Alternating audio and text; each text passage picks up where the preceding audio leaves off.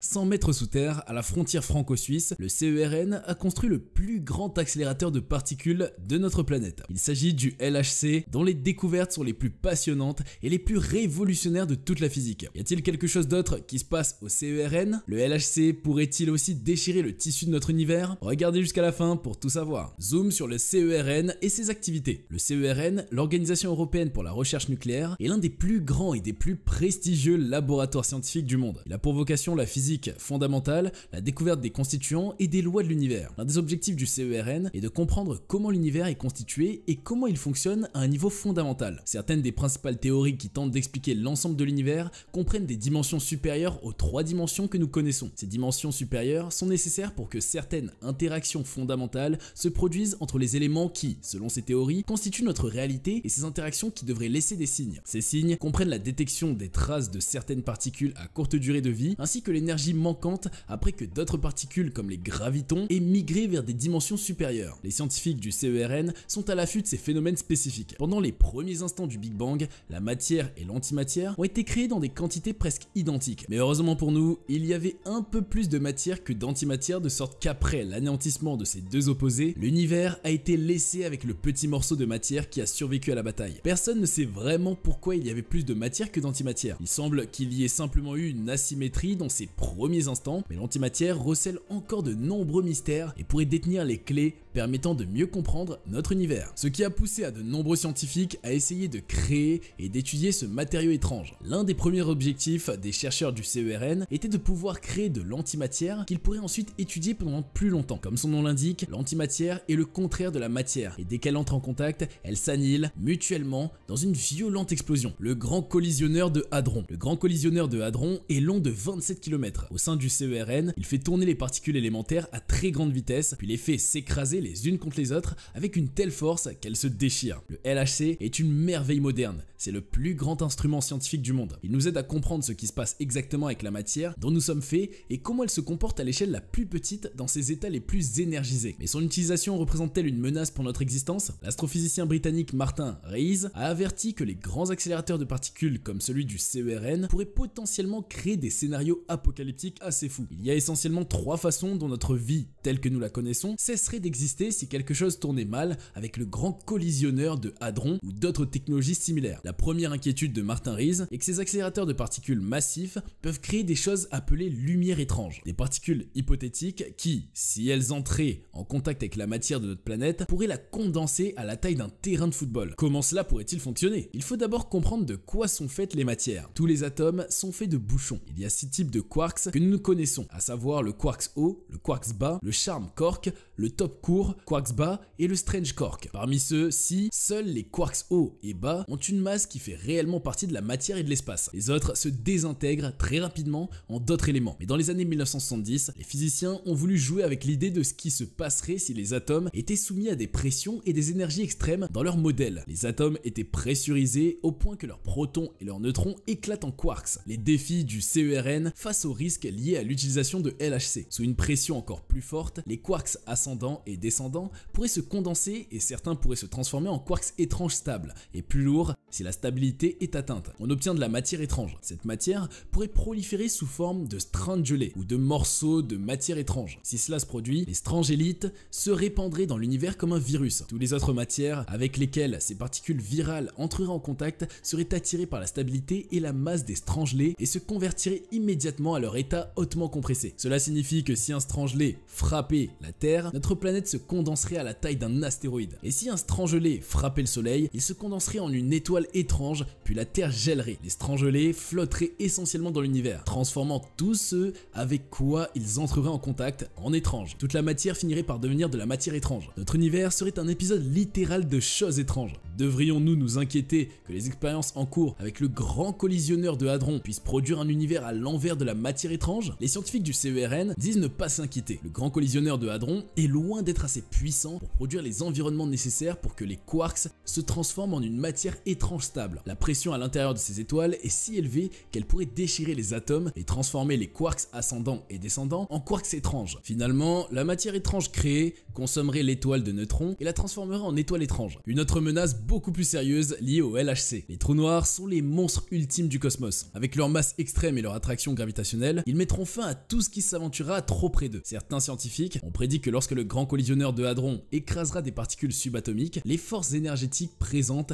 provoqueront la création de trous noirs dans le sillage de l'explosion. Cette deuxième menace s'explique par le fait que le LHC pourrait créer un trou noir massif qui aspirerait notre Terre et peut-être tout le système solaire. Il y a beaucoup de choses que nous ne savons pas sur les trous noirs, mais les physiciens savent qu'ils sont créés lorsqu'une masse et une énergie suffisante sont condensées dans un espace assez petit. Les trous noirs que nous avons observés dans notre univers ont été créés après l'effondrement d'étoiles massives à la fin de leur vie. Il est possible que lorsque de minuscules particules se heurtent les unes aux autres, comme c'est le cas dans le grand collisionneur de hadrons du CERN, elles puissent créer de petits trous noirs minuscules et non un énorme trou noir mangeur de terre. Les physiciens pensent que les trous noirs pourraient être créés à partir d'un seul et unique trou noir. Cependant, les cordes elles-mêmes et ces minuscules bobines d'espace interdimensionnel sont bien trop petites pour être mesurées par le grand collisionneur de hadrons. Elles sont 10 millions de milliards de fois plus petites que tout ce que l'accélérateur de particules peut détecter. Donc s'il y a de minuscules trous noirs déchirés à travers l'espace interdimensionnel lorsque les particules s'écrasent les unes contre les autres, ne devrons-nous pas nous inquiéter? Le CERN a déclaré que les trous noirs créés existeront au niveau quantique de notre univers et seront beaucoup trop petits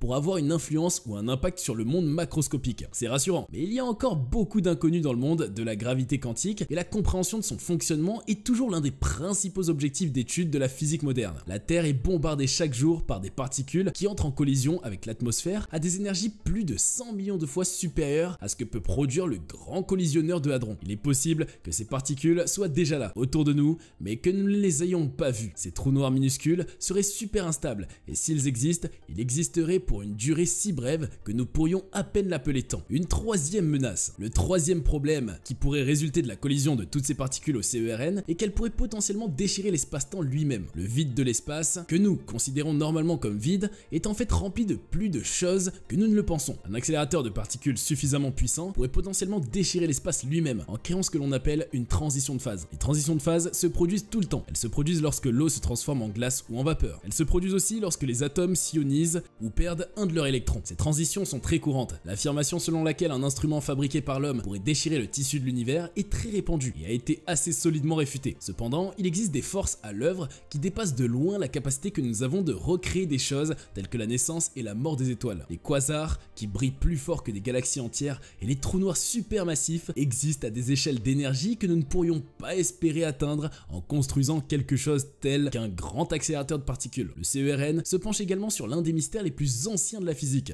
qui n'a toujours pas de réponse unanimement acceptée: la présence de matière noire. Les scientifiques savent qu'il existe dans notre univers une énorme quantité de désordre qui n'interagit pas avec la lumière d'une manière que nous pouvons détecter, ce qui amène certains à penser qu'elle pourrait être constituée de minuscules particules inconnues répandues dans tout l'univers. En brisant des particules ensemble, les scientifiques apercevront une nouvelle particule qui nous apportera les réponses dont ils ont besoin pour comprendre enfin ce qu'est la matière noire. Les principales théories incluent tous les types de particules microscopiques qui existent en nombre insensé dans le cosmos. Ces particules restent indétectables par nos instruments actuels. Il existe un certain nombre d'entre elles qui pourraient constituer la réponse à la question de savoir ce qu'est la matière noire. Cependant, une sort du lot et suscite le plus d'intérêt à l'heure actuelle. Il s'agit de la mystérieuse particule action. Alors que le modèle standard se compose actuellement de 17 particules fondamentales qui constituent notre univers, il existe de nombreuses autres particules théoriques qui n'ont pas encore été découvertes. Les actions sont l'une des particules théoriques qui ont une forte probabilité d'apparaître lors de collisions dans un accélérateur de particules, car la puissance et l'énergie de ces machines ne cessent d'augmenter. Proposées pour la première fois il y a près de 50 ans, les actions sont aujourd'hui des candidats à la matière noire. Juste après le Big Bang, l'environnement de l'univers primitif était parfait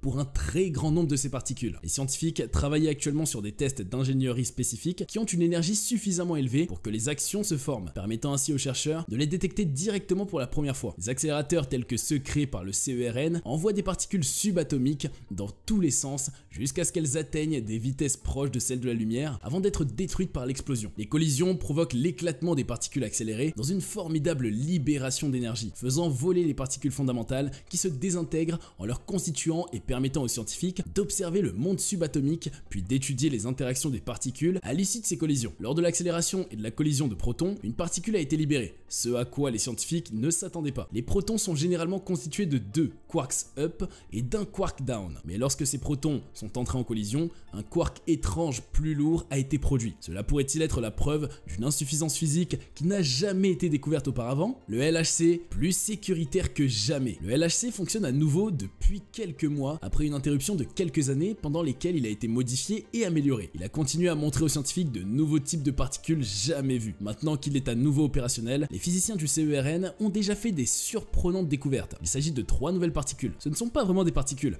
mais plutôt des combinaisons de particules. Elles sont appelées pentaquarks et tétraquarks. Normalement, les matières sont composées d'un atome de carbone. Nous savons qu'elle est constituée d'une combinaison de 3 quarks. Le proton, par exemple, contient 2 quarks up et un quark down. Au cours des 2 dernières années, de nombreux types de nouveaux hadrons exotiques ont été découverts, mais les scientifiques n'ont pas encore réussi à les identifier. Ils essaient encore de comprendre ce qu'elles sont et ce qu'elles font. Ces particules exotiques existent à peine. Elles entrent et sortent de l'existence en un 100 millième de milliardième de seconde, mais leur brève existence due à cet infiniment court passage dans l'espace et le temps pourrait nous aider à comprendre ce qui s'est passé au tout début du Big Bang. En observant de plus en plus ces particules, les scientifiques pourraient commencer à dresser une sorte de tableau périodique des particules exotiques, ce qui permettrait de mieux comprendre les forces qui influencent le tissu même de l'existence à très petite échelle. Si toutes ces nouvelles particules s'intègrent dans le modèle standard, qu'est-ce que cela signifie pour l'avenir de la physique? Ces particules peuvent-elles avoir des applications qui pourraient bénéficier à l'humanité d'une manière ou d'une autre? En 2012, la découverte du boson de Higgs, 50 ans après avoir été théorisé pour la première fois, a permis d'étayer le modèle standard de la physique des particules. L'une des propriétés acceptées, mais non prouvées du modèle standard, est l'existence d'une symétrie entre les fermions et les bosons, appelée supersymétrie. Elle prédit des particules partenaires pour toutes celles déjà connues, ce qui permet de combler certaines des principales lacunes de la théorie. Les scientifiques du CERN tentent de prouver l'existence de la supersymétrie depuis quelques décennies. S'ils parviennent à trouver des preuves concrètes de son existence, il s'agira de l'une des plus grandes découvertes scientifiques de tous les temps. Le mot de fin. Nous n'avons peut-être pas besoin de nous inquiéter à propos des accélérateurs de particules. Ils ne sont pas capables de mettre fin à l'univers tel que nous le connaissons, du moins pas à l'échelle à laquelle ils sont construits actuellement. Peut-être qu'à l'avenir, si nous en construisions un sur tout le diamètre de la Terre ou du Soleil, nous aurons des problèmes. Pour l'instant, ce que le grand collisionneur de hadrons fait, c'est découvrir de nouvelles particules. Il nous aide à comprendre le monde quantique et peut-être à recréer la formation même de notre univers. Il pourrait nous aider à comprendre ce qu'est la matière noire et s'il existe réellement des dimensions supplémentaires observables. Que pensez-vous des risques liés à l'utilisation du LHC? N'hésitez pas à nous le faire savoir dans les commentaires. On arrive à la fin de cet épisode. Merci d'être resté jusque là. Si vous avez aimé la vidéo, n'oubliez pas de la liker, de la partager et si vous êtes nouveau sur la chaîne, activez la cloche de notification pour ne pas rater nos prochaines publications. A très bientôt pour un palpitant décryptage de l'actualité scientifique.